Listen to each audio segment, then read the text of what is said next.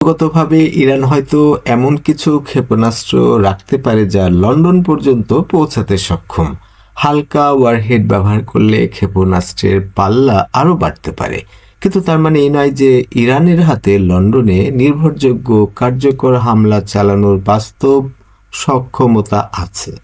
মূল কথা হলো, কাগজে কলমে সর্বোচ্চ পাল্লার বাস্তব সামরিক হুমকি এক জিনিস নয়। লন্ডনে পৌঁছাতে ইরানের একটি ক্ষেপণাস্ত্রকে প্রায় ২৭০০ মাইল পথ অতিক্রম করতে হবে।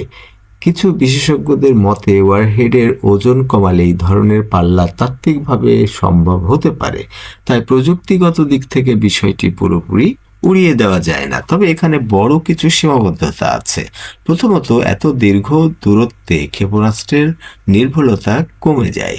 দ্বিতীয়ত, যুক্তরাজ্যে পৌঁছানোর আগে সেটিকে শক্তিশালী প্রতিরক্ষা ব্যবস্থা সম্পন্ন আকাশসীমা অতিক্রম করতে হবে। তৃতীয়ত, অল্প কয়েকটি প্রচলিত ক্ষেপণাস্ত্র দিয়ে লন্ডনের মতো শহরে হামলা চালালে তার সামরিক লাভ খুবই সীমিত হবে, আর সেগুলো মাঝপথে প্রতিহত হওয়ার সম্ভাবনাও বেশি।